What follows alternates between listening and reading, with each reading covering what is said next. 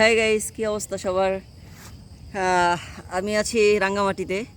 আর আজকে আমি একটি গাছের চারা উঠিয়েছি। এটা হচ্ছে একটা লজ্জাপতি গাছ, মহিলা মানে মেয়ে লজ্জাপতি গাছ।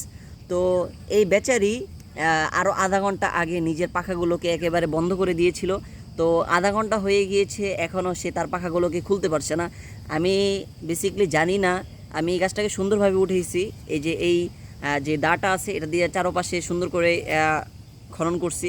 তারপরে এই গাছটাকে উঠাইয়া তারপরে এটার মধ্যে লাগাইছি। লাগানোর পরে এখানে আবার কিছুটা পানিও দিছি, কিন্তু আমার মনে হইতেছে যে গাছটা কি মরে গেল বা কি অবস্থা।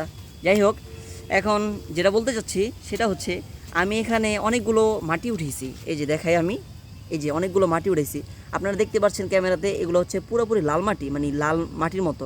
তো আমি এটাকে পুরোপুরি বালুও বলতে পারছি না, আবার পুরোপুরি মাটিও বলতে পারছি না। মানে এটা কী পদের সেটা আমি আসলে বুঝতে পারতেছি না।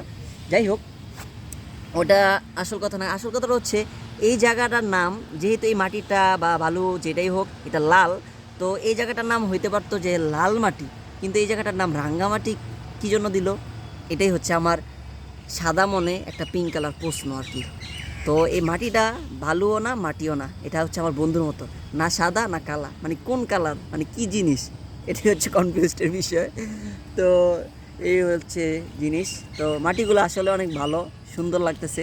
তো আমি এখান থেকে কিছুটা মাটি নিয়ে যাব বাসায়, ঢাকাতে। তো স্মৃতি হিসাবে খুব ভালো লাগে। এটা হচ্ছে মাটি, এখন আমি উঠাচ্ছি।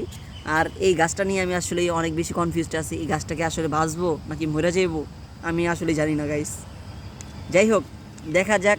আর কিছুক্ষণ পর পর্যন্ত হয়তো রাত্রেবেলা এটা খুলতে পারে পাখাগুলো, যেহেতু অনেক বেশি লজ্জা পেয়েছে অনেক বেশি, এই জন্য হয়তো খুলতে পারতেছে না। তো গাইস, ভালো থাকো, আল্লাহ হাফেজ।